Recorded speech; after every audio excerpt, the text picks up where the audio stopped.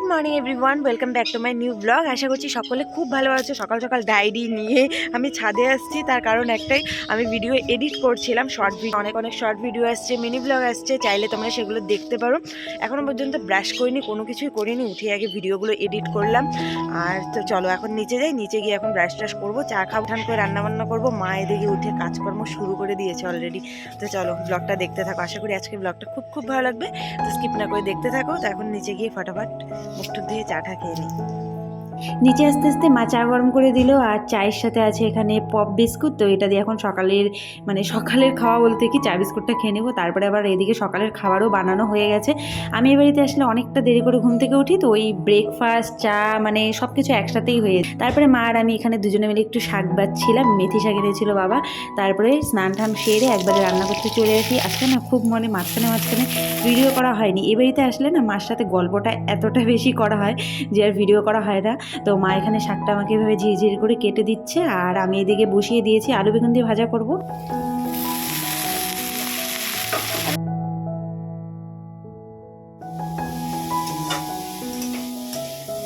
তো মেথি শাকটা বানানো হয়ে গেছে, এটা নামিয়ে এখন চিকেনটা বসিয়ে নিব। আর মাছটা মা আগেই করে নিয়েছে। এর আগেও বহুবার বলেছি আমাদের বাড়িতে চিকেন হলে মাছ হবে, কারণ বাবা আর মা চিকেন খায় না। তো চিকেন আমার রেডি। এখানে কালারটা দেখেছো, পুরো লাল লাল মাংসের ঝোল হয়েছে। এই ভেবো না যে লঙ্কার গুঁড়ো পুরো পরিমাণে দিয়েছি, সেটা না, কিন্তু কালারটা কিন্তু খুব সুন্দর এসেছে। অল্পই লঙ্কার গুঁড়ো দিয়েছি। রান্নাবান্না সেরে খাওয়া দাওয়া সব কমপ্লিট হয়ে গেছে। মাঝখানে ভিডিও করিনি। দেখো আজকে ওয়েদারটা এত ড্যাম, যার জন্য বারান্দা ভর্তি একদম পুরো জামা কাপড় মেলা। আর ঘরদোরের অবস্থা খুব খারাপ, আজকে অনেক ধোয়া কাচা হয়েছে। তো এখন ঘরদোরগুলো গুছাবো একদম। এই বিছানার চাদর পাতা হয়নি, সব এখন এগুলো ফটাফট গুছিয়ে নেবো। তারপরে আজকে হয়তো বাড়ি চলে যাব। মনটা একটু খারাপ লাগছে, কিন্তু কিছু করার নেই। আজ তাও অনেক দিন পর এসে কয়েকদিন থাকলাম। এখন তো মনে করো আগে তাও এসে 1 মাস 2 মাস একদম পুরো আরামসে কাটিয়ে দিতাম। এখন তো মনে করো সেরকম থাকাই হয় না। আর এখানে থাকলেও ওখানে চিন্তা হয়, ঘরবাড়ির অবস্থা তোমাদের দাদাভাই যাচ্ছে তাই করে দেয়, ওটা একটা চিন্তা হয়। তো এখন ফাটাফাটাকে বিছানার চাদর টাদরগুলো সব পেতে নেই।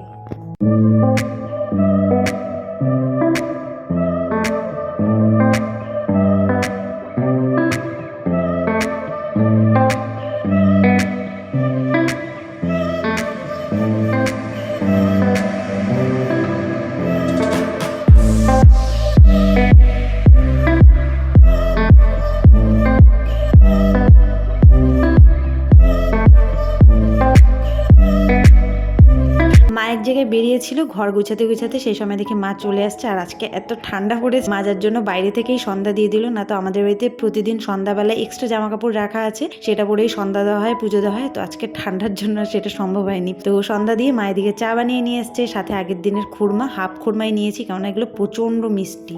চাটা খেয়ে রেডি হয়ে এখন আমি আর মা যাচ্ছি একটু ঘুরতে। আর দিদন এদিকে টিভি দেখছে। দিদনের নাকি একা বাড়িতে থাকতে ভয় লাগে, বলছে তালা দিয়ে রেখে যেতে, দিদনকে নাকি চোর নিয়ে যাবে। দিদন দরজাটা বন্ধ করলাম। অনেকক্ষণ থেকে বৌদিদের বাড়ি আসছি, এসে অনেক গল্প টল্প করলাম। বৌদির কাছ থেকে ভাবলাম একটা ফাউন্ডেশন ধার নিয়ে যাব, দিতে চেয়ে আমাকে দিল না, তাই দুঃখ করে এখন আমি চলে যাব। আর বিউটিশিয়ান মানুষ তো অনেক কিছু জানছিলাম আর কি, এটা সেটা জানছিলাম। তো এগুলোই গল্প করছিলাম, তাই এসে আর ভিডিও টিডিও করা হয়নি। তো ভাবলাম না, এখন বাড়ি চলে যাব, তাই ভাবলাম না একটু ব্লগ করি অন্তত। অন্ধকার আসছে তো। খাওয়া দাওয়া সব কমপ্লিট হয়ে গেছে, মাঝখানে ব্লগ করা হয়নি। এখন যাচ্ছি বাড়ি। বাবা এদিকে দেখো বিছানা করে নিয়েছে। আগে বিছানা করার দায়িত্ব শুধুমাত্র আমার ছিল। তো বেরিয়ে পড়লাম। ব্লগ আর করলাম না, সামনে থেকে কথা বললাম না। কেন? কারণ ভীষণ মন খারাপ লাগে যাওয়ার সময়। 4 বছর হয়ে গেছে, কিন্তু তাও এখনো কেন জানি সেই প্রথমের মতো মন খারাপ লাগে। আর যাওয়ার সময় ব্লগ করতে আমার একদম ভালো লাগে না। ওই টাটা বাই বাই এসব দিতে একদম ভালো লাগে না। কোনো দিন মনে করো যখন সন্ধ্যাবেলা যাই, তখন মনে করো বেরোয়ার সময় কথা বলি, বা কোনো দিন বলি। তো কোনো দিন মনটা এত খারাপ হয় যে আর ইচ্ছেই করে না। রাত বাজে এখন 12টা 20, বাড়ি চলে আসছি। আর কোন বাড়ি আসছি ভিডিও ব্যাকগ্রাউন্ড দেখে বুঝতেই পারছো যে কোন বাড়ি চলে আসছি। তো মনটা খারাপ লাগছিল, কিন্তু আসতে হবেই, তাই মন খারাপ করে চলে আসলাম। আসার সময় বাবা অনেকবার বললো না আজকেও থেকে যা।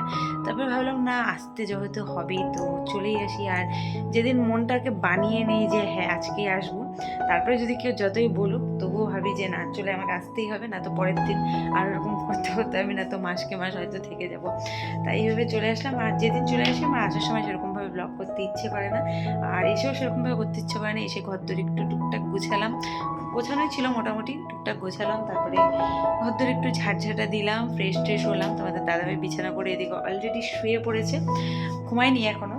আর আমি জাস্ট আর কি ভাবলাম ভিডিওটা শেষ করি, এন্ড করি। তো যেদিন আসি না সেদিন আমার কেন জানি ঘরের কোনো কিছু ভালো লাগে না, মানে কোনো কোনো কিছুই আমার ভালো লাগে না, একদম বাড়ি ঘরের মানে খুব একটা অসহ্যকর লাগে। তো চলো আজকের ভিডিওতে বেশি বক বক করবো না, কারণ একদমই মনটা ভালো লাগছে না। তো চলো আজকের মতো ব্লগটা এখানে এন্ড করছি। ভিডিওটা ভালো লাগলে লাইক কমেন্ট শেয়ার করো, দেখা হচ্ছে নেক্সট ভিডিওতে। ততক্ষণ খুব খুব ভালো থেকো, সুস্থ থেকো, টাটা, গুড নাইট।